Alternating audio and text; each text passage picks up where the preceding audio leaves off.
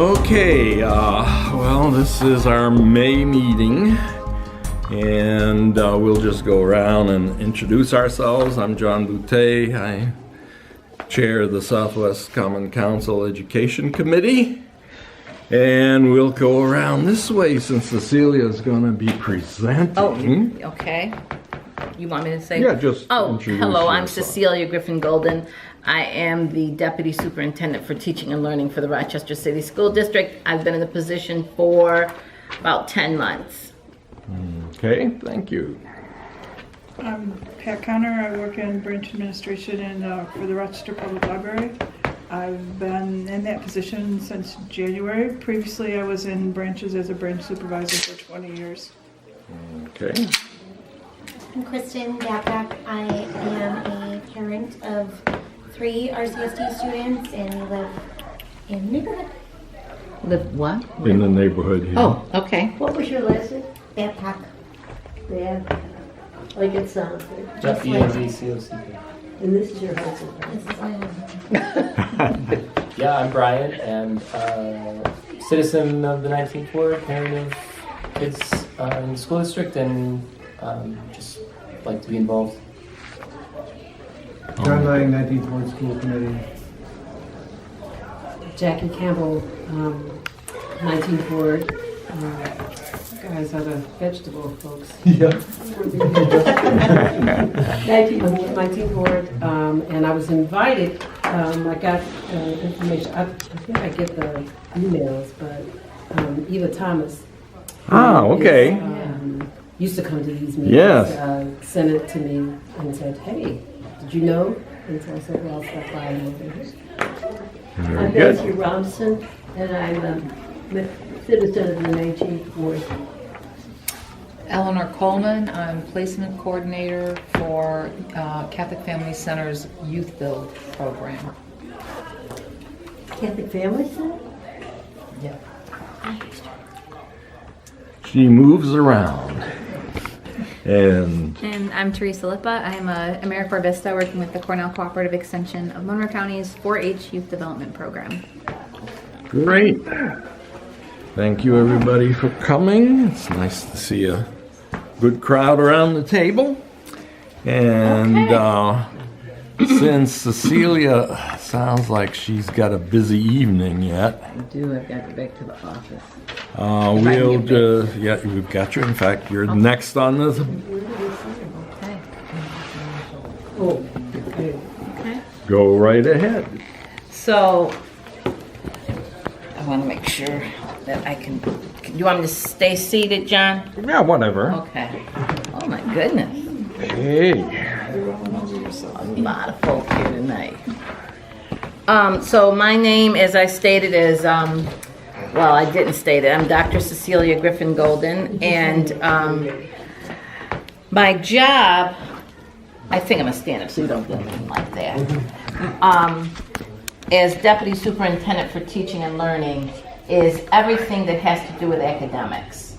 So tonight I'm going to talk about some of the initiatives, the priorities of the department, and where we are as a district very briefly. Unfortunately, I don't have a LCD projector, or that I needed one. So anyway, I'm just going to have to talk to you. But what I will do, John, is send you documents. Okay? And then you can share them because there aren't any secrets here. Yeah, there's a projector there, but how to connect to it, I'm not sure. excuse me, I didn't get your name. Cecilia, Cecilia, Griffin, Griffin, Golden. And I too am a 19th Ward resident. My mom, I think, bought our house in 1969. So we're like, we say, you guys live next to us. All right. So anyway, in the district, as you know, there is the Distinguished Educators recommendations. We're still working on those. The Distinguished Educator is Jaime Aquino, who was assigned to the Rochester City School District by the Commissioner of Education, Commissioner Elia. He came in, he did an audit, talking to several folks, various populations, from teachers to parents to administrators to community representatives and activists, and made a determination as to what might be some of the root causes for poor academic performance in the Rochester City School District, low graduation rates. Those two very important ones, okay? To his response or recommendations, the district made a response. And the response we gave was more generic in nature, not in depth, because we had to have it done within a finite period of time. The commissioner reviewed it and said it didn't have the depth, that wasn't comprehensive enough. Well, we knew that. That was just our initial response. We were continuing to work on it. Since then, the commissioner has written additional comments on what's there. So we are, again, doing additional revisions. Is that separate than the board response, or? The board had a response called governance. Yeah. The staff had responses in teaching and learning, parent engagement, accountability, So it's completely separate. finance, one document, but they're separated like that. Oh, I see. Okay. And so then the commissioner came back and said it's not a coherent response. Oh boy, I'm gonna have to I've got to plug this in. It's not coherent enough. And the reason it's not a coherent document is because we responded to each recommendation. So it wasn't, so we didn't say finance will do this in support of that, and teaching and learning will do that. So it is a very, I'll say, it's disparate. Everybody responded to their own areas. So now we are adding more, we'll see if this is going to come on, more narrative and show.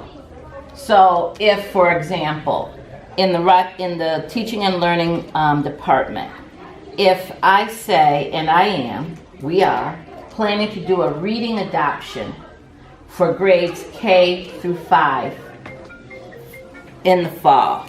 Apologize, that's my other phone ringing. In the fall. And that is a result of there not being one reading series in the district. We have several reading programs. That was one finding. The response is, yes, we need to have a reading series. No problem with that. The next question is then, from where does the money come? We get a certain amount of money from the state for textbooks every year. That is generally not enough for a full adoption. So finance has to figure out how to supplement that purchase. So right now, depending on how much money my department can garner, we will either have a K2 adoption or a K5. The books are in from the 10 vendors. The job for our department is to narrow it down to 3. We're doing that through the involvement of teachers, administrators, and parents. Any of you who would like to participate, it is not too late.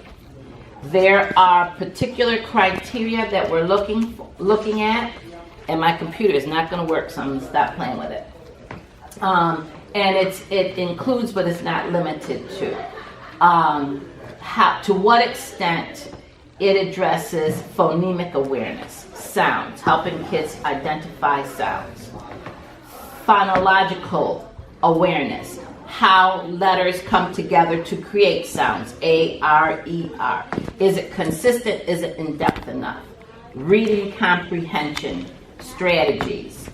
Is our writing lessons embedded throughout to teach children how to write well? Not handwriting, but composition writing, essays. Are the texts culturally responsive?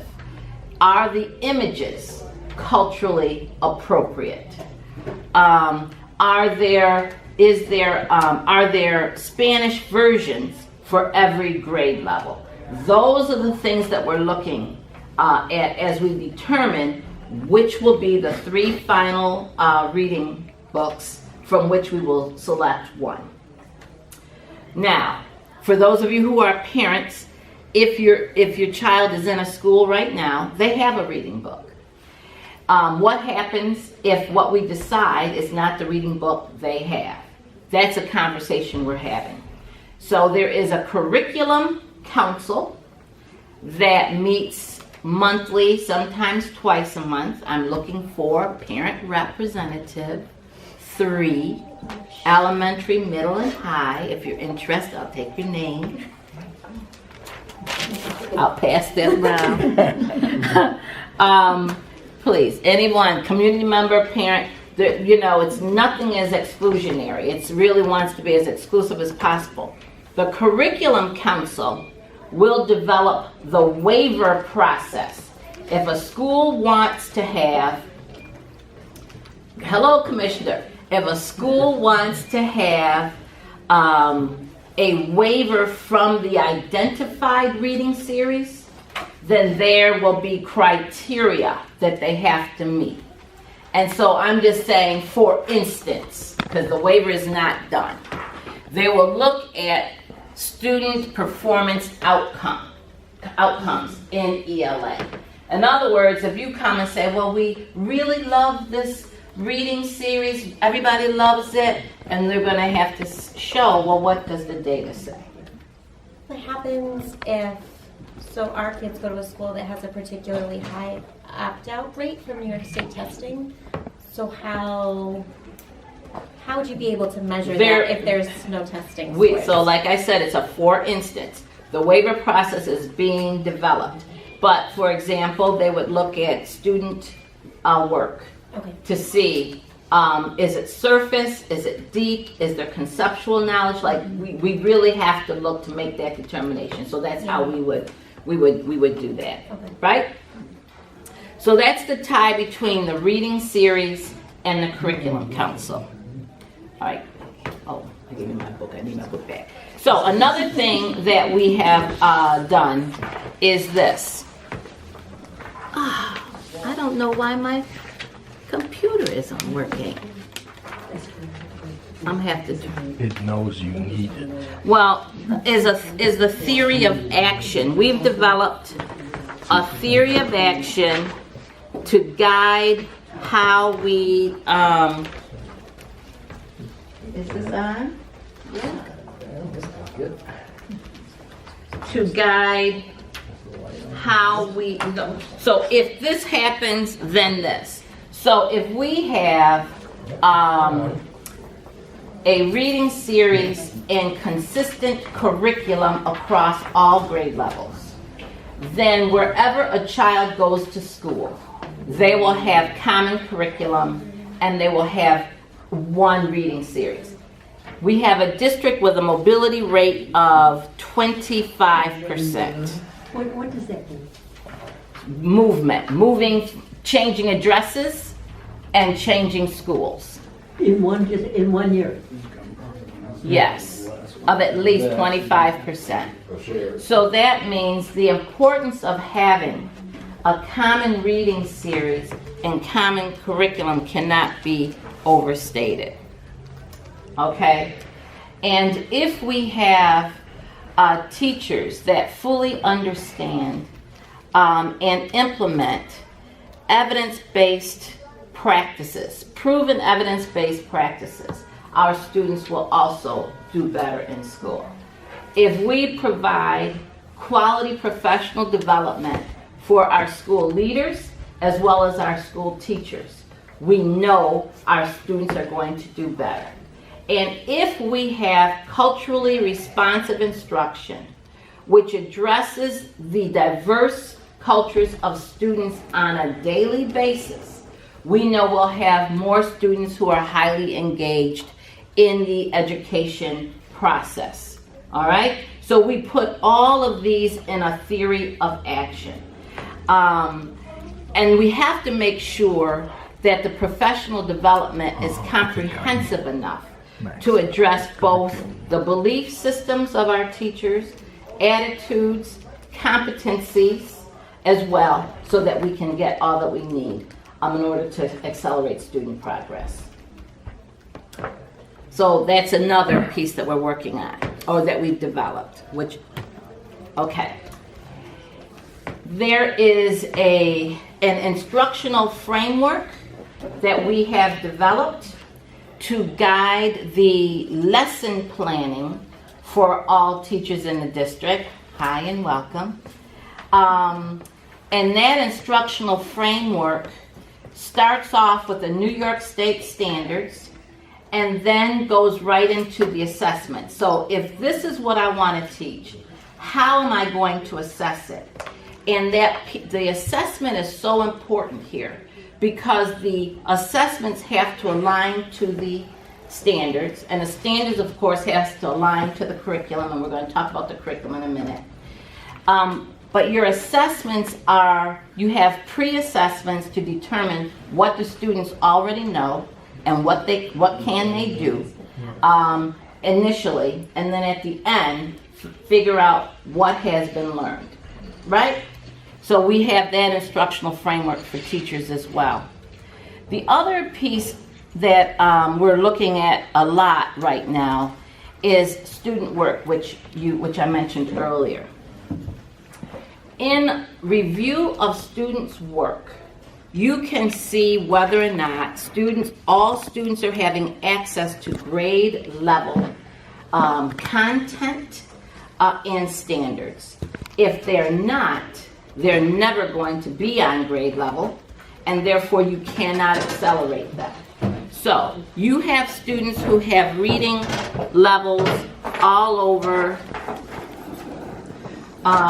in one classroom. So they could be in a 5th grade classroom but read at a 3rd grade level.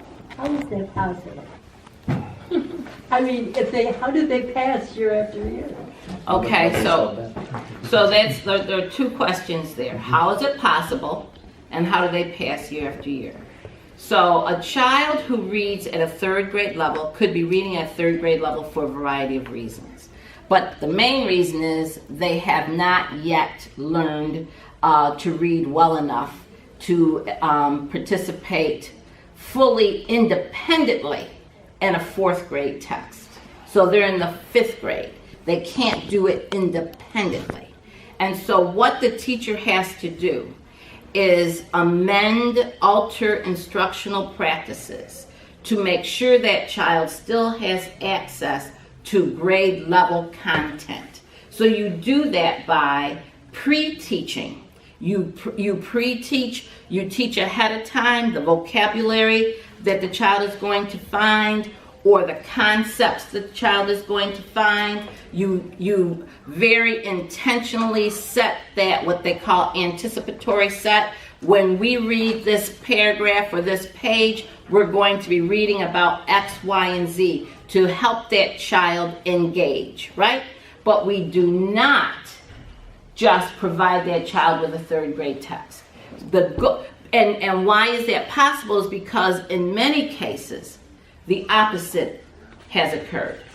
2nd grade gets 2nd grade text, moves on to the 3rd grade for whatever reason, but never mastered 3rd grade level. All right? And why? And then they never got extra instruction? I can't say that. We do have interventions. We have reading interventionists. We have math interventionists as well. And they help the students? They do help students. That's their goal, to provide. Many times it's remediation. We're saying that we have to learn how to accelerate the child's academic progress. Means to speed it up in some ways. How do we strategically build students' vocabulary, for example? How do we intentionally build their understanding of particular concepts? Just because a child isn't reading independently does not mean they're not able to learn a lot of things, and doesn't mean they don't know a lot of things. We've got to figure out what it is they know and what it is they can do and how to more effectively engage them. That's the work of the teaching and learning department, but that's the work at the school level. I will say and have said, if nothing changes at the classroom level, nothing changes. That's it. So another priority or initiative, I don't call it an initiative, I'll call it a priority, is culturally responsive instruction, where every child brings their assets to the classroom, and those assets have a place in the instructional program every single day. So they write, they read, they learn about themselves, their history. There are opportunities for children to bring in their lived experiences into the classroom. So if you're studying, it could be the civil rights era, and your assignment is to interview people in your community, your family, about the civil rights era, and you bring that in. You talk about the experiences that people in the family had, regardless of their background. And they will talk about the realities of living in the United States, right? During the 60s, the 70s, the 80s, the 90s, before that, the Reconstruction period, all the way to now. And we'll talk about what does it mean to live in a racist society, right? And how does that impact your family? Has it impacted your family? How does it impact you? What does it look like? What does it feel like? Now, what grade level are we talking about now? Well, whatever grade the content is, whatever the story may be, we read autobiographies as early as the 3rd grade. We read them in the 4th grade. We read them all the way to high school. We have an African and African American Studies department. I put that in quotes because it's one director and a part-time clerical, so it's not a big department. But he does not work independently. His work is to infuse into all academic areas, subject areas, where the African American perspective is missing, okay? And that's in a lot of places. Right, everywhere. So social studies, English, science in particular. And then when you talk about mathematics, if you don't talk about the origin of mathematics being from the continent of Africa, you're leaving huge things out. So we have omissions as well as errors. So these are the kinds of things that are coming out of my office this year. Where's my pack? Okay, let me see what else I wanted to say. Thank you for volunteering. I talked to you about the reading adoption. The other thing that's under my department is parent engagement and community involvement. We have a vacancy in the position of director.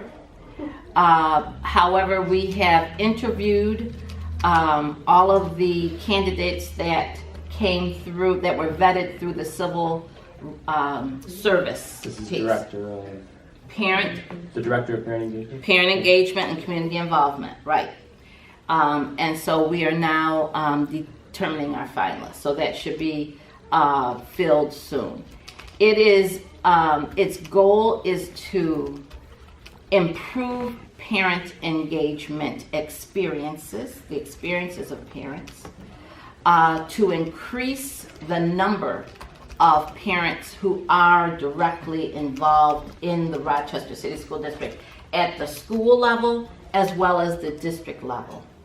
And also to find a more formalized way of capturing parent and community voice. What is it that parents want? What are they experiencing? And how do they think we need to change? I will say this, that a lot of our initiatives in the district have heretofore been more tinkering around the edges, you know, a new program here, something we purchased there, but it has not been a fundamental transformation as its goal. And I really believe that until we decide to fundamentally review, assess, and agree on the root causes of the poor academic achievement of our students, we will not get the results we say we want. It cannot be on the edges. It has to be fundamental transformation. Well, no, this is too simple, but it seemed to me that the parents never came to the meetings at night because they were all tired out from their work during the day. So how can you change that? Well, I think you're right. So what we have to ask this question: what does parent engagement mean in the 21st century when so many parents are working 3 jobs to keep the lights on, right? So do they always have to come to us? What does it mean when we have busing that was started to integrate the schools that continues to in 2019 when the schools are predominantly black and brown? So we're not busing for desegregation. So why are we busing? Good question. I mean, anybody have an answer? Separates the parents from the schools and keeps them out of people's hair. It separates parents from schools. So now, if I don't own a car, right, I can't get there. If I have to take a bus, I'm not taking the bus going to get me at night on the bus line. And so when I say we have to, and this is Cecilia Golden talking, all right, I represent the district, but it's Cecilia Griffin talking. If we go and we know that transportation is a real issue, then how do we fix that? If parents working impedes their ability to come to the school because, yes, you are tired, and if you have young children, that's a whole other thing. Well, can't the students that attend school on the Marshall campus but live in the 3rd Ward have their meeting at the Phyllis Wheatley Library? We can. Can't the ones in 19th Ward have their meetings over at the Boys and Girls Club? So that's part of the revamping of the parent and community involvement department that we're looking at. The parent engagement department does a good job at going out. It's the schools that we have to get more schools to do the same. We have to. So we have to redefine what it is that we mean about a whole lot of things and be very much more student and family centered. Questions? Other questions? Is that an area where you can be looking for volunteers? Which one? The parent engagement and how you change the role? Absolutely. That's something you'd like to do, John? Potentially, yeah. Okay. Can I Okay. get my foot out of my mouth? No, I meant that. And we're also looking to redesign our alternative programs. And that the alternative programs are for students who do not do well in our general regular education programs. But if it's alternative, it should be very different than what they receive in the general ed programs. and they don't generally do that. Yes, ma'am. So I think that wouldn't it be wiser to like meet parents at where they are instead of trying to have parents meet y'all where y'all are? And I mean that by saying like sometimes evenings don't work for everybody because some people work evenings. And I mean that by like having multiple meetings and not just meetings at 7 o'clock or 5:30. And I mean that by saying by advertising more, because a lot of the meetings that I get to, I hear about them the same day of. So I don't know about these meetings beforehand, and the system that you have for promoting your the things, your functions and stuff, is kind of overrated because the city school district calls so much. You kind of ignore those calls, and I know I do as a parent. You get like 3 calls a day. No, I get way more than that. Yeah. So you get called so many calls that after a while it's just too overwhelming. And then sometimes I'll go through my voice messages and I'll listen. I'm like, oh, okay, I can try and catch that meeting. But they're so under advertised maybe that parents don't even know about them. And some of them are really good, like the special ed meetings that offer child care and offer dinner for people coming out. And those are really good meetings that I know parents would come to if they knew about it. Like not too much ahead of time, but at least enough to, plan on coming. You understand what I'm saying? So I do hear you, and I did not know that robocalls were coming all. It's constant. And okay, so that's good to know, and I don't know from which departments they're coming. They're coming from All of them. Yeah. Okay. And school. Oh my God, school is ridiculous. Like they call every period. Miss this period, miss this period, miss this period. If they miss a period, they call it. All day long though, like, and they'll keep calling. They're If on you a hang field up trip. on them, they'll keep calling again. They'll call again. They'll call Okay, again. so- And that's aggravating. Okay, so let me just I'll take a step back on that. You know that last year the district lost a student, I'm very aware of that. and because of that, it may be the over calling Right. because absolutely a resolve never to lose another student. And so if a child doesn't show up to English, they're gonna let you know that John is not here, he should be there. So Right, but that's very, very understandable. But to keep calling back and back, it's deterring people from answering the phone. Yeah. So therefore, your message is not going to get across. And then after a while, it's like, ignore.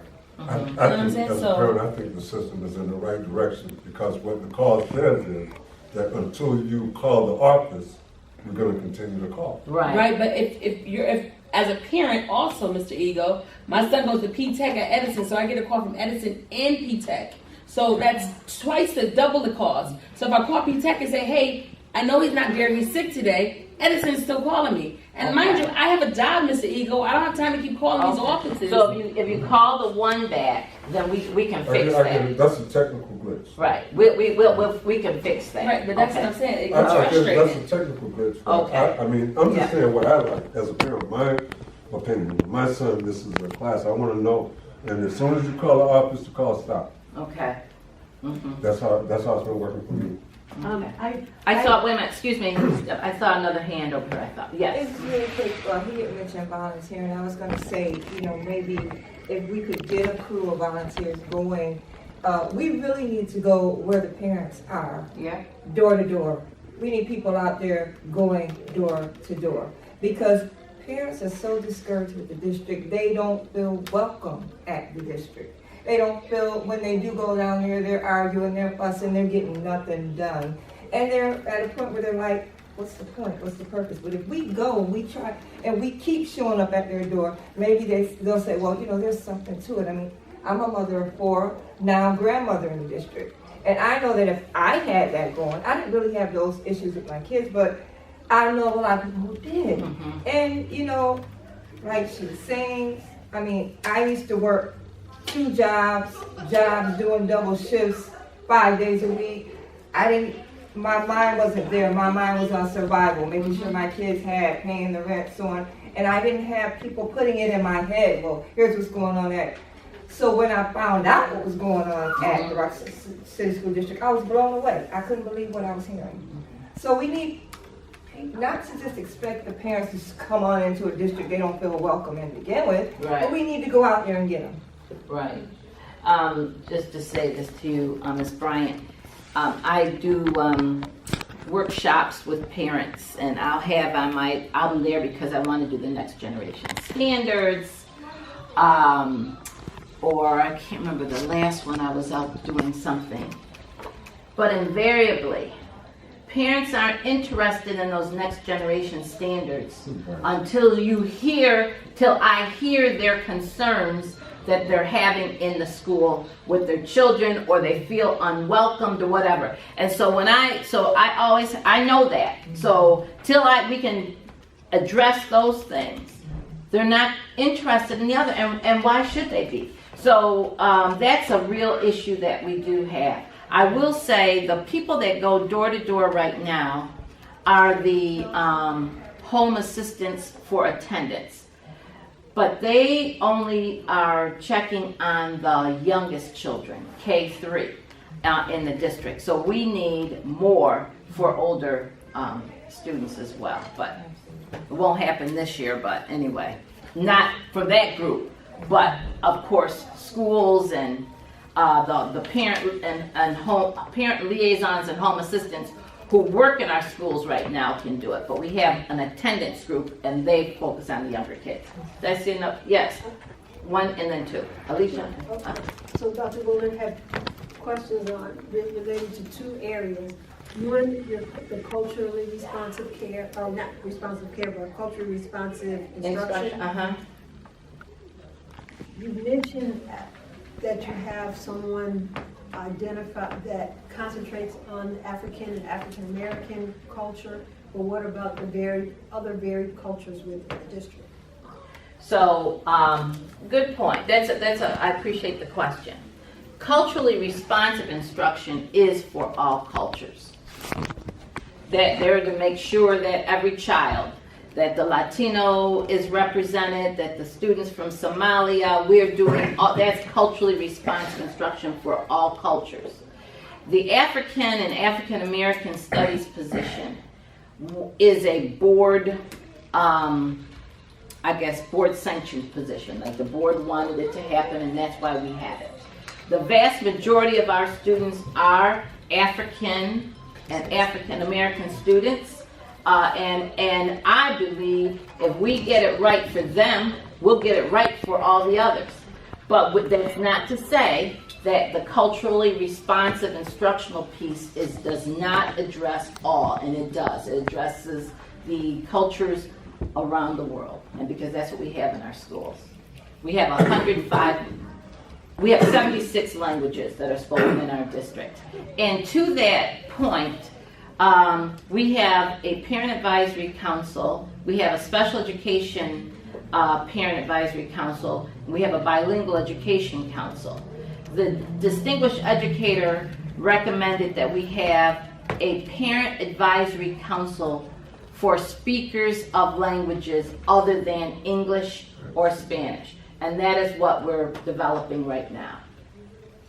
Yes. Well, I am taking a course over in Brighton. So when I called up about it, the lady told me I could join the class. It has to do with movement. Okay. So when I got there, she gave me this good, thick brochure showing what was offered in Brighton, which I knew nothing about. You don't have to live in Brighton to go to these things either, which I didn't realize. Right. This is probably true of other areas like Irondequoit and Webster and other places.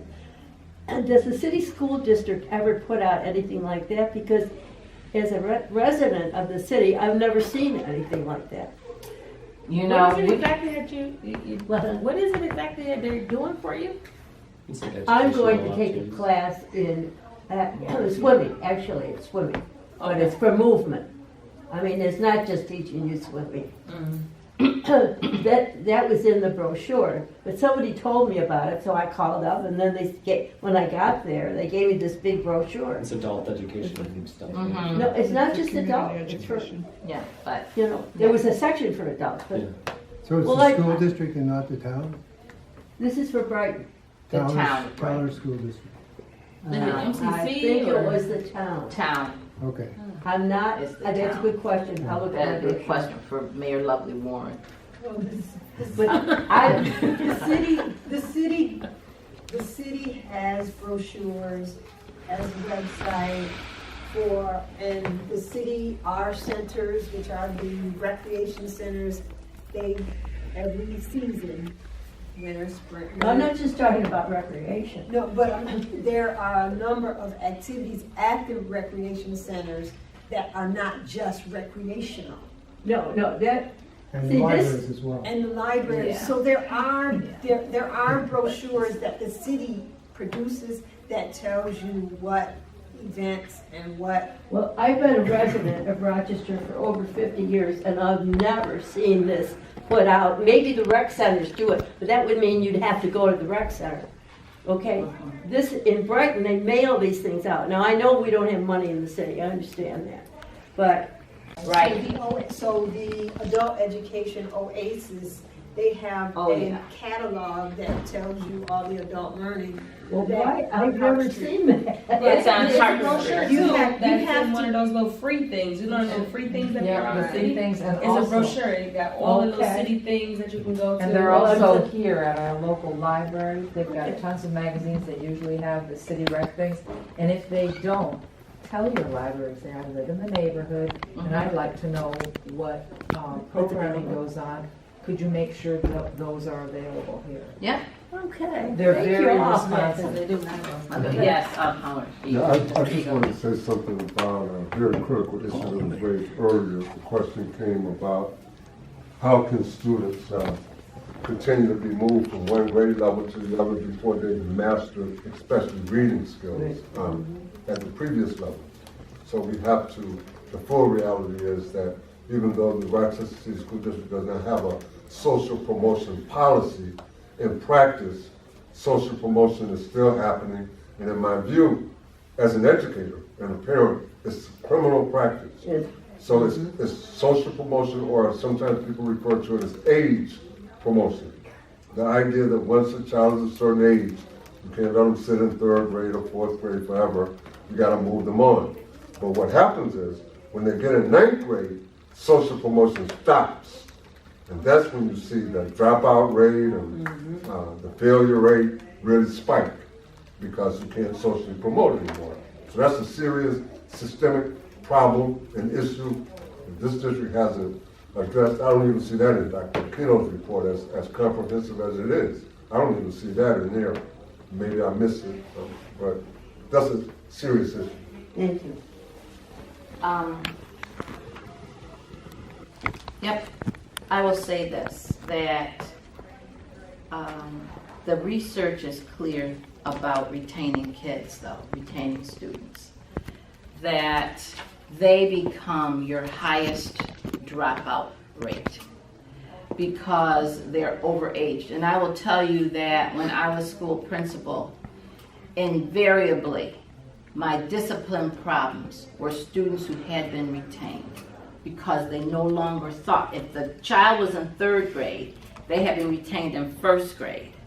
The child was no longer thinking like a third grader, didn't belong there and all. So it's not an easy fix. I will also say to you that when I became principal, I started my principalship in December because the person had retired. And I went in with Steve Covey's philosophy, seek to understand, not to be understood. So I went and I met people and I'm smiling, I'm listening. I did my whole listening tour, and then report cards came out. And we would review every report card before we sent them home. There were 800 kids in the school at that time. I only had one assistant principal. And when I got to the first graders, there were almost 24% of the students where the teacher had checked the box, may not be promoted to the next grade. Now this is January. So I said, okay, I got to understand more than this. So I called a meeting.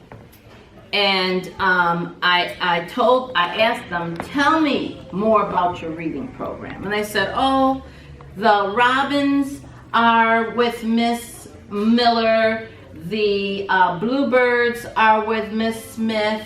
The Canaries are with Miss, and they're all Miss Johnson. And I'll call them the Buzzards are with Miss Green. Well, we don't call them buzzards. I said, no, but you begin to feel like one.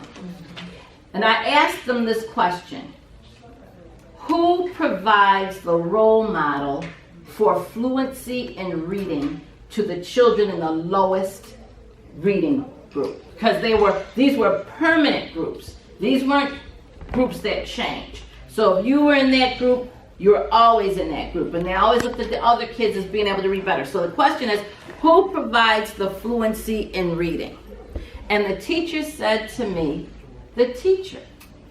And I said to them, kids learn more from each other than they do from the teacher. And basically what the kids are learning is, the teacher reads like that, I can't. So, come Monday, we're going to mix these groups up. We're going to take the lowest one and put them with the middle, and the second one with the highest. And we're not going to retain these kids. We're not going to retain any of them.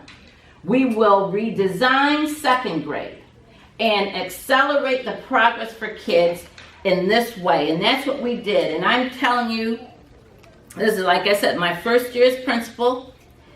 I didn't call anybody downtown to ask for permission.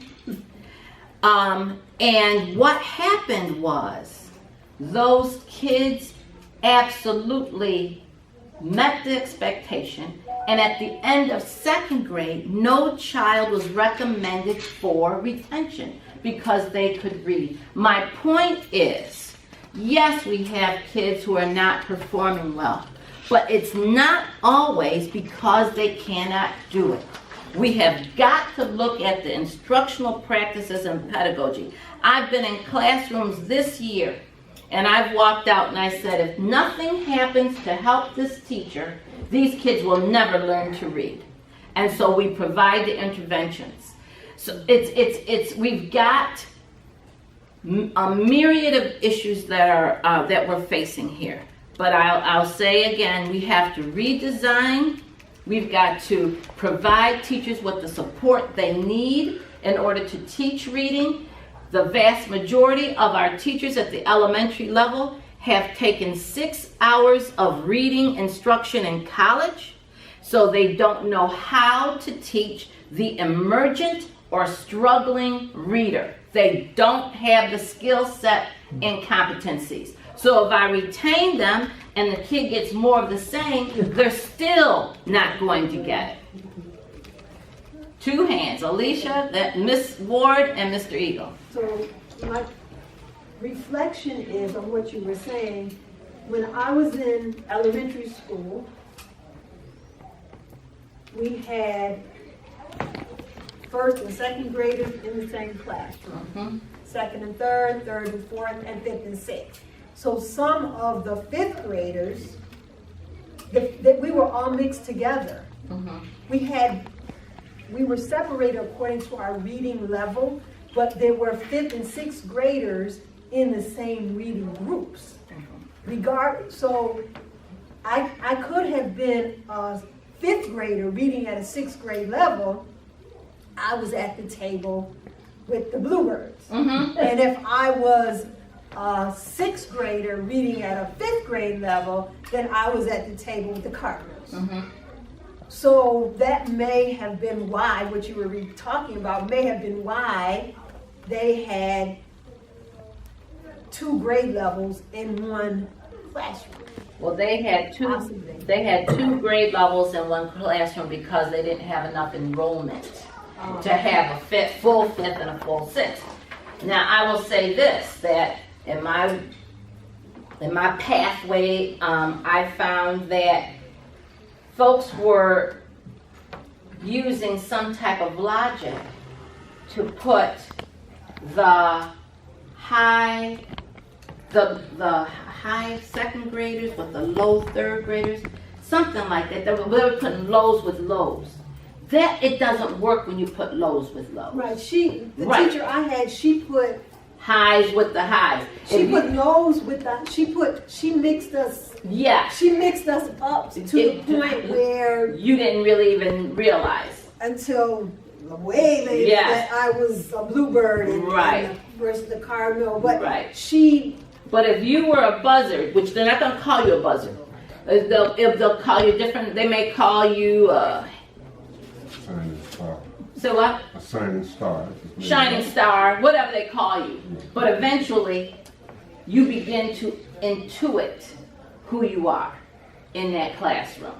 And then it becomes what you can do and what you can't.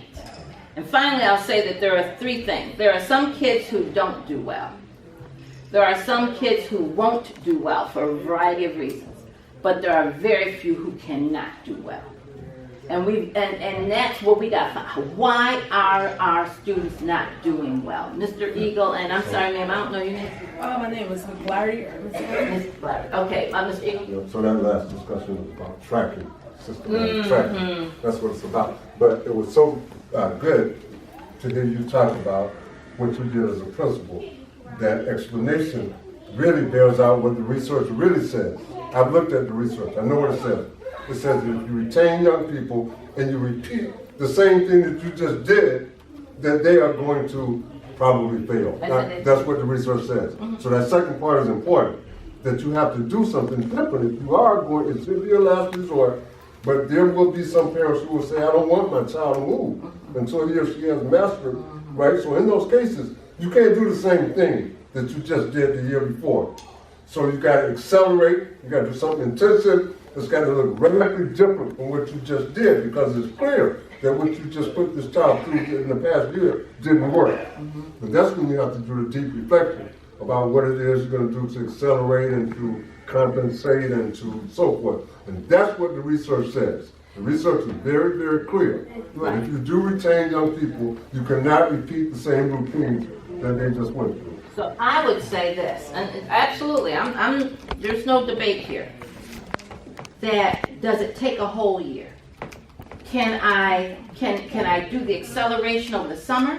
Can I get the child in that fall, that September, October? I mean, really, really do it so that they don't end up being 12 years old in the 5th grade or whatever. Miss McGrew. So just that last, why wait that long? In 2 or 3 weeks. I know that they're not really highly trained, but I'm not trained in reading at all. But give me 2 or 3 weeks with my students and I'll know who's reading at grade level and who's not. Right. It's right then that we need to be talking about an intervention plan. Absolutely. But it needs to be systematic. It can't be Dr. Golden does it at her school, but Dr. Brown don't do it at your school. Absolutely. It has to be systematic. And that's what we got charged with, the total inconsistency. But we're consistent with poor practice. So I got a question. Mine is off base from what y'all talking about now. Okay. So mine is, is there going to be somebody like with the teaching and learning offices? So I've been in 2 different schools now since my career in the district. And several times in my career, I've noticed that teachers might go on a leave and then leave the students without a teacher because there is no substitute available.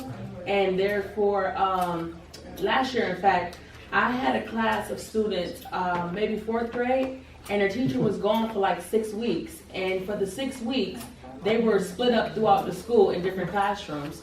So my question is, how were they getting their education if they were split all among different classrooms and not even their grade level? Some of them were in kindergarten classrooms. And that was for a month and a half. I don't understand that practice. I don't understand, like if it was my child that was in, I've worked there so I've seen it. But if it was my child that was there, I would be questioning, what is he even learning if he's in a kindergarten class but he's a 4th grader? Or in a 6th grade class and he's a 4th grader. You know what I'm saying? And that's how it works. I don't understand that practice. I also don't understand the practice of when special ed teachers go out and substitutes come in and they're not certified in special education, but they have to become now long-term substitutes.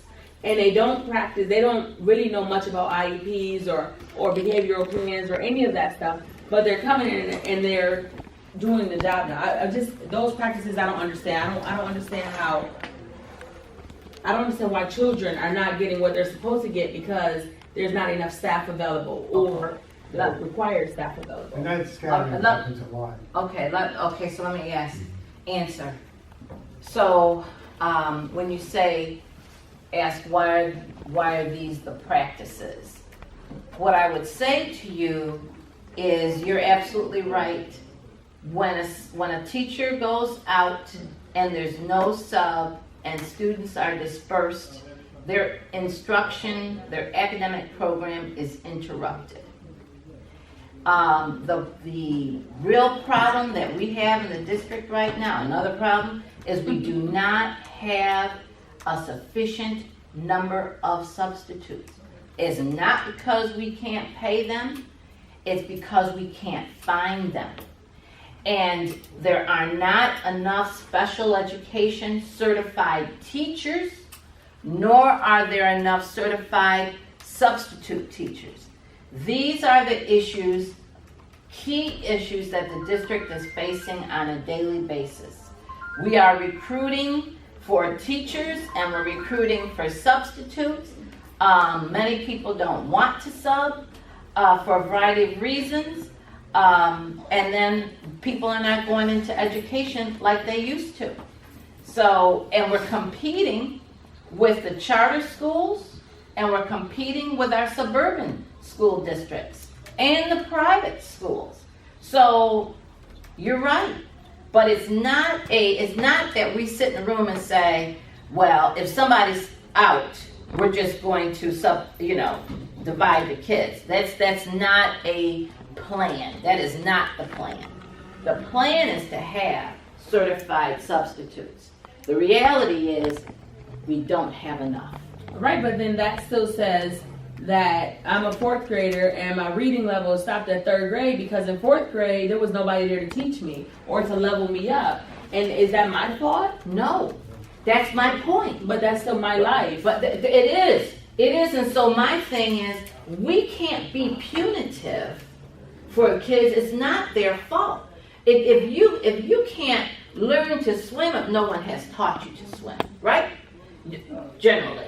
Not as that's your quickly as fish. you would. Right. Or, I wouldn't learn to speak Spanish as an English speaker if someone had not taught me to speak it initially. Now I just study in tapes. But the fact of the matter is, you're right, that when your academic program is interrupted like that, there's going to be some loss. Especially if you don't have anyone at home that can help you do it, help fill in the gap. And many of our kids do not have someone at home that can help fill in the gaps. That's the reality. So it's incumbent upon the community to come together and try to figure out what are we going to do, how are we going to do it, because in the meantime our kids are suffering. Yes. Tell me your name again, please. I'm Mary Robinson. Mary Robinson. Miss Robinson. Okay. I have special ed. When I worked up at Buffalo State in Buffalo, yep, they had a very good special ed department. Now that's a few years ago. They had a great reading program department too. But do we recruit up there? Yes, we recruit. We recruit all the state schools. We recruit in Louisiana. We recruit in New York City. We're recruiting all over, and everybody is recruiting. Wow. Yes. But and we have relationships with Brockport, Nazareth, U of R, you name it. Well, I've heard comments, and I don't know if they're true or not. Mm-hmm. Well, people avoid the city schools. Teachers. Yes. Is that a true comment? They do because of the poor press we get. We get terrible press, but we've got the best programs in the county. We do. We need a better press. We got it. DNC. I don't know if I would consider it's not just the press. Friend of the. No, we got bad press and we got bad reputation and we got some improvements to make. No doubt. Yeah. I'm not saying, but we do have some of the best programs that there are. The school. Which program? I'm talking about School of the Arts. World of Inquiry has great programs. Some of our elementary, when I was a primary approach to language teacher, where English dominant kids learned to speak Spanish, that was excellent. You know, there are things that we used to have that we don't. I'm not saying I know. that there's not a whole lot of improvement to make. But you can't, we have a great career and technical education program at Edison and other schools, right? We got P-Tech. So we have pockets, but pockets are insufficient, ma'am. So I wasn't judging the programs that we have. I'm thinking from like, the practices that you guys have from the inside. So again, I've been in the district 3 years now, and I've seen some really good teachers come into the district, and I've seen them get put in the worst classrooms in the building, and then not even be put in there with support to help them out. It's like sink or swim. And like I had conversations with new teachers, you know, because I'm a parent too. So I was a parent before I became a member of the city school district as an employee. And so I have conversations with them, and they're like, I'm not doing this again. I'm not working here another year. I'm not, you know what I'm saying? And I don't understand that practice. Why would you put them in the worst scenario they could possibly be in and then not even offer them any support? Okay, so how could you retain somebody with that kind of behavior? So my intel tells me that there is no new teacher in the district that does not have a mentor.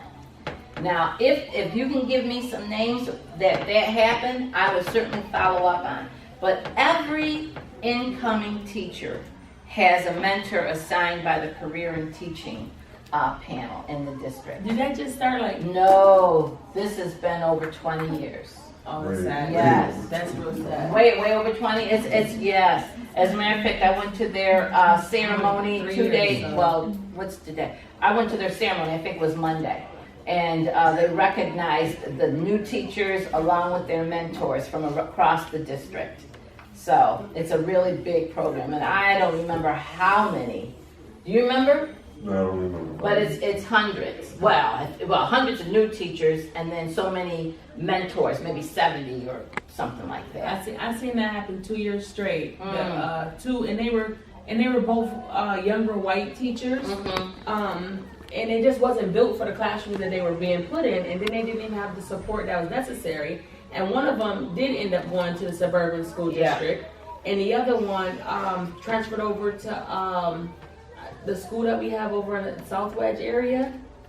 Okay. Somewhere over there, but either way, I mean, like they were 23. No, not 12. It's like either 23 or something like that. But my point to it is saying, like, if they would have had the support that was needed, and I'm not talking about mentor, I'm talking about paras, TAs, people there to support them, then, you know, they were really good people. Like, you talking to them, they had really good ideals. You know, people come in fresh with tons of ideals and stuff, but when you give them stressful situations, they burn out even faster. Well, when paras and TAs make a huge difference. Unfortunately, the only classrooms that get that are those who are oversubscribed, meaning more kids than they're supposed to have contractually, and that's got to be temporary, or special ed. Your general ed teacher is not going to get that support. Well, both of these were special ed teachers. Oh, so they should have. No, depending on what the ratio is. No, they had. That's not what I'm saying. So there were parents and TAs in the classroom. Okay. But they were not supportive. Like they were on their phones. They were in the back of the classroom. That's a whole they were, issue. You know what I'm saying? That's a supervision out of the room issue. instead of in the room. But that's the support that's necessary for a classroom to run effectively. I hear you. That's a supervision issue. I think what's also necessary that's missing is teachers that are able to relate to the students they're teaching. And the majority of them can't and don't. The relationship building is a real focus in the district right now, to actually work with teachers to understand who the students are culturally, because that's a big disconnect, who the students are racially, because that's a big disconnect, who the students are socioeconomically, because that's a disconnect as well. And, you know, as you know, there's restorative justice that's in, but just really, you know, how do you help people to better, and so. Another part of the original question is how can the newest, youngest, most inexperienced people get put in the most difficult classroom? That's the politics of education. Veterans always get first choice through the seniority system. So, but still, these are the kinds of issues that have to be addressed systemically, or they're never going to get addressed. Right. So right now, for example, the district is in negotiations with the union right now. They should be discussing that now. Right. I remember some years ago, there was this talk about an initiative that would give veteran teachers extra compensation and so forth if they would take on the most difficult classes. And even under those conditions, they weren't willing. And it's just backwards. It's completely backwards. In fact, if you call yourself a master teacher, you should welcome those challenges to demonstrate for younger colleagues how you do it and so forth, the modeling. But the politics of education is just the opposite, the exact opposite. And to me, Dr. Golden, I'm talking about top-level leadership issues that needs to be dealt with through negotiations. Yeah. I don't know how I should deal with it unless the community finally wakes up and makes a concerted demand. So, thank you. So what I'm going to do, because, that's not an easy one to fix. What I'm going to do is for the people who are interested in the Curriculum Council, I'm going to send you via email, if it's electronic, the guidelines for the Curriculum Council so you know exactly what it is. I'm going to send to you, John, for you to send to the members, the draft theory of action that we have, because I'll take any input, the draft instructional framework that we have, and the culturally responsive definitions that we're using right now, okay? Good. All right. Are there any other questions for me? Yes, Ms. Floor? One last question. When it comes to parent engagement and retention, student retention, has it been assessed, and are those statistics regarding the parents, the level of education of the parents? So how many of the parents of these children have their high school diplomas or GEDs, are able to support the education of their own children? There has been some research on that, because there is I can't remember what it's a small group of women who are wanting to start a program for district parents to get a high school diploma as opposed to a GED. But I don't know where that's gone, and I don't know where they are with that. That was looked at when Barbara Dean was here. I think we've got an email for them, but they know what percentage. I think it's something like 60,000. Yeah, it's high. 60,000? 60,000 in Rochester that are of age and do not have a high school diploma. Those are parents? Yes. In general? Many of whom are parents, but they're parent age. 65,000? 60,000 is what my memory says. And they've spoken to county and city folks about this idea. The problem is that the challenge or the issue is that once you drop out of school, then your option right now is a GED. And they really want, parents, people to get the high school diploma if they can. So even Hey everybody, Yeah. just want to interrupt real quick. Just want to let you know you got about 10 more minutes. Okay. Okay. Thanks. We're going to have to move on, I'm afraid. Yeah, we have to, oh, sorry, he's putting me out. So, picture. Love to have you come back again, Cecilia. So even if they get there was an elementary school that had parents getting their GEDs in the elementary school. Say that again? There was an elementary school where parents were trying to get their GEDs in the GED, same, yeah. in the same building with Yes, we're looking to do more of that, but this company was trying to do it. Okay. Yeah. The GED is not the same as a high school diploma. No. They're separate. Is that right? That's right. They're It's a high school equivalency. And some people want to have a high school diploma. Yeah. Yeah. Okay. I think you're just gonna have to push. I think you were wonderful. I'm at the These turn are all like, what? Yeah, when all else fails, turn it off. Thank you for the invitation. And, you know, John knows how to find me. So I really appreciate the interest. I really do. Thank you so much. Square Fair is the annual 19th Ward Community Association event. It's where they make whatever money they're going to have for the year. But we had several tables last year to get teachers and parents to talk to one another. And we've been talking with schools for the last 3 weeks, so last couple of months, and I'm not sure how many are going to come out. I did hear that Ricardo has got some kids that are going to walk with him. I don't know, it's from school 10 or what, and there's another school that I can talk to 16 schools if you want. Yeah, See if they can come. Yeah, see how many you can get. There's the parade that starts at 11, and then during the rest of the afternoon, it starts like at 8 for a pancake breakfast or something. But in the afternoon, we've had tables there where people can talk with teachers. And last year we had the Wildcats from school, from the Wilson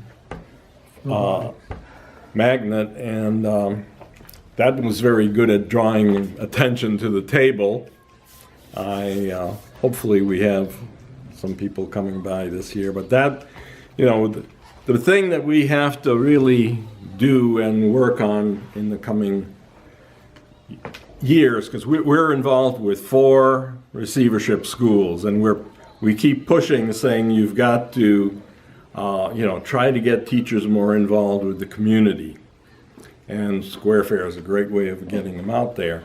We've talked with the neighborhood service centers, and Daisy Algarin, who is head of the neighborhood service centers, to try to get things going that teachers might be, get teachers into the neighborhood without feeling afraid, because they hear a lot of things, some of them exaggerated, so they're thinking of offering their outreaches, because they'll do an outreach in 2 or 3 streets where the police officers and code enforcement folks and people that have various services from the city to offer will go out and go door to door and tell people what they can expect if they go down to the neighborhood service center. And we could have teachers go out with them and get involved in the neighborhood, and that's one of the things we're looking at. But anyways, we have to work some more on that. And John, I have a question. Yes. What are we doing about the summer school playground? As far as I know, all of them will be open now. The swimming pools are going to be open. I mean, the local schools. The local schools that aren't being torn up because of renovations. Generally, the playgrounds are open, as far as I know. They don't have any supervision. They didn't. Yeah, I don't know if they'll have supervision this year. That's something that we haven't done. They were going to have programs, I was hoping, Okay. during the summer. Yeah, well, There's a lot of programming in the summer, In the schools? in the community. But what about in the school? The schools are just sitting. They're just sitting there. We used to use them all summer. Not the whole school, one area. Now, who has something they wanted to present today? Did you have something from the library? I can. I'm Pat Counter. I work in branch administration at the library. Part of my position is to go to outreach events and share information, to attend neighborhood meetings of this sort. So I've been to quite a few in various areas. I brought some stuff with me tonight that I thought might be of interest to you. I brought the flyer about the task and the citizenship classes that happen at some of the libraries. Most of it's ending at the end of the school year because that's what they're grant funded, and so the grant, it runs through June. There is on the city library website, there's a program called Pronunciator that you can access with a library card. It's a database that teaches 51 languages that you can learn. It's Pronunciator. Have you got one of those? Yep. Also, I don't know how many people are aware, you can borrow at the library, at the various libraries, with your library card. We have two pass systems. One is a VIP pass, which has a discounted admission to some of the museums and cultural areas in Rochester. Not all the libraries have all of the passes, but on the back there's a list of the participating libraries and what they have. Most of the libraries in Monroe County now circulate at least one. Most of them have more than one Empire Pass, which is the free admission into state parks, and it's not just the state parks around Rochester, it's all of the state parks in New York State. You go to the library, check it out with your library card like you would check out a book or a DVD. Go to the park and use the pass to get in, instead of having to pay admission to like Hamlin Beach or Letchworth or Stony Brook or Niagara Falls. And then when you're done, you take the pass back to the library. And most of the libraries, like I said, have at least one pass, if not more. Is that pass for a whole family or just a? The Empire Pass is for admission, it's per car. The charges to get into the park are priced per car. So it's however many people you've got in your car get to go into the park. That's a big saving. It's around, I think it's around $10 admission to most of the parks. Like $7. But it'll get you a picnic. $10 you can buy a few hot dogs and take them with you to the picnic instead of paying admission. The VIP passes, the discounts vary depending on which museum it is. Some of them are by percentage, some of them are by an adult get a child ticket for free. Unfortunately, we have never been able to get the Strong Museum to participate in the VIP passes, but summer reading is coming up, and all of the libraries, the city libraries, will be participating with some kind of summer reading program, and Strong Museum does donate 4 tickets to each library, which would be raffled off to people who participate in the summer reading program at the individual libraries. Great. It's good. It's a step forward. So, anything I can do for you, just let me know. I gave John my card, Okay, yep. but Got it. I'm at the library. You're located not at out this and about. library or? I'm located at the Central Library. Central Library, Yes. okay. Like I said, I started 20 years ago at Maplewood. Mhm. Most recently, I was the branch supervisor at Lyle for about 8 years Okay. before I was presented with this opportunity. It's very nice. Thank you. Thank for you. sharing it. Who else? Let's see. Did you have anything for AmeriCorps? Yeah. Yeah. So I have a lot, but I'll try and make it short. So I'm with the 4-H program in Rochester. If you don't know what 4-H is, it's kind of like the Scouts, but we're a more informal program. We offer a lot of supplemental education in school, after school, and in community-based 4-H clubs. So our 4 pillars are agriculture and sustainable food systems, STEAM, civic engagement, and healthy living. So we take what the youth want to learn and we teach it to them. We're also very, very volunteer-based, so if we get a volunteer person who wants to lead a club, then they will lead that club, we will be the support, and we will be that structure, giving them curricula, giving them ideas to do different things. So it's very deep. I can tell you more about that, more if you're interested. But what I really wanted to come here and show people today, since this is the Southwest Council, is an example of an in-school club that we've been working on. We have an in-school club at School 29 by one teacher. She has become the 4-H leader, which means she does 4-H activities with her kids. We were able to connect 8 volunteers from University of Rochester to go into that classroom and work with her students and mentor them. They have it's a class full of students who have some behavioral needs, so she's like the restorative practices teacher. So it was a really good program for them to go in. I have a press release if anybody's interested in reading it. I'll pass it around. So it just kind of shows how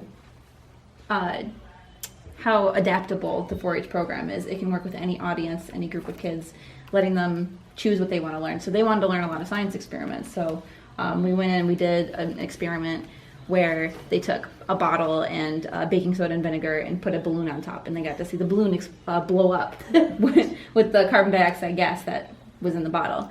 And we also brought in like real animal furs because we have access to things like that with our office. So there's a lot of opportunities. We're trying to get into more schools because that seems like the best way to reach kids because they're already there.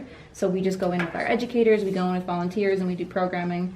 But we're also looking to expand community clubs, so we need volunteers to do that. So if anybody knows anybody who is interested in being a leader for the community, getting like a community club going is really what we're trying to get going and increase on. I'm interested in seeing if we can get like working maybe with like the neighborhood association, seeing if one or two people want to like be a leader and meet with kids like once a month in their area, or working through a rec center or something like that. And it's just really like community based. There's a lot of opportunities. It's really, really open to whatever you can think of. Have you met with Jackie Farrell? No, I don't know. The West Side Farmers Market. She Yeah, runs that'd be it. a good place. And that would be a really good place. She'll hook you up with it. And there could be a club at the market, and they run June through October, I think. That would be awesome. Jackie Farrell, I'll give you her number. Okay. Okay. Yeah, and then the other thing is we have something called an Urban Fellow starting this summer, and they're going to go into different community organizations.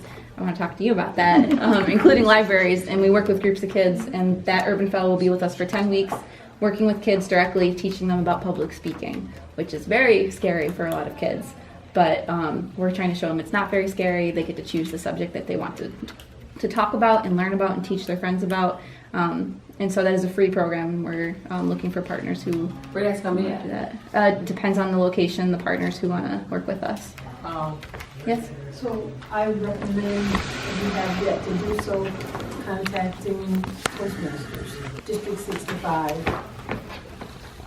And there are an extensive number of Toastmasters clubs.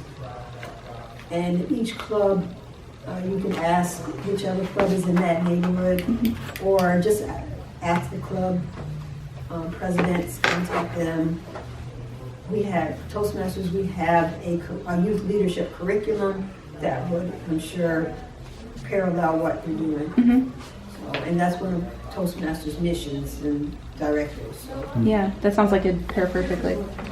You said is it Toastmasters? Toastmasters It's there. International. Okay. So look up District 65 Toastmasters. We have to go home. Yeah. We'll be out in a bit. Eleanor, it's really nice to see you again. Before we break up, did you have anything? Well, I want to share just Okay. our flyer. So at Baden Street Settlement, I'm the manager for the SUNY Attain Lab, and it's a computer-based job skills program. So here's our general flyer, and I can send out, we have additional software that's not listed here that I can send out on an individual basis. We have Rosetta Stone, which complements the Pronunciator. We also have been, this coming Tuesday, the representatives from the U.S. Census is going to be there. So if you know anybody that's looking for a job, would like to work for the census, they can come at 1 o'clock from 12 till 4 this coming Tuesday. And they can do their census applications there at the Attain Lab. How long are the census jobs? Some they're varied depending on which job you get. Like you say, if you get in the office. I had passed out a lot of the material that I was going to go over, so I think you did the superintendent one. yeah, there's the one for the superintendent, which I've handed out all that I've got. Thank you. And there is also one that it's one of the links that really was in the announcement I sent out, but this is the information that I pulled out of the Rochester 234 plans that the Warren has out, and the section on schools. I think they stole it from something we've published. I mean, it's just perfect. Got everything there that we've been fighting for, get local busing, get community schools, and read through this, and this is really what we've been fighting for. The question is, are they going to implement it properly? So we've got a lot of follow-up to do on that. You've got the description of the new superintendent. I was there at and there's a link in there to, if you want, the district has a video of when he was being interviewed, so you can look at that. We ran all the branch people. Ricardo Adams, who's one of the school board candidates, is having an event tonight. He was good enough to delay his event or extend it to 9 o'clock, so anybody who was coming here. It's over at, 260, it's right across from School 16, that corner house at the corner of Aberdeen and Post on the north side of Aberdeen Square. They should be there as we speak here. It's just a meet and greet and get a chance to talk, and there's refreshments and If you want to send it to me, I can send it. so. Thank you. Did you have anything that you wanted to? Oh, no, not this meeting. I might, the next time. I will come the next time. Great. Me too. All righty. Thank you. Thank you. I'm glad I got a working email for you now. Thank you, Ebony. Thank you. Take care. Thank you very much, Judy.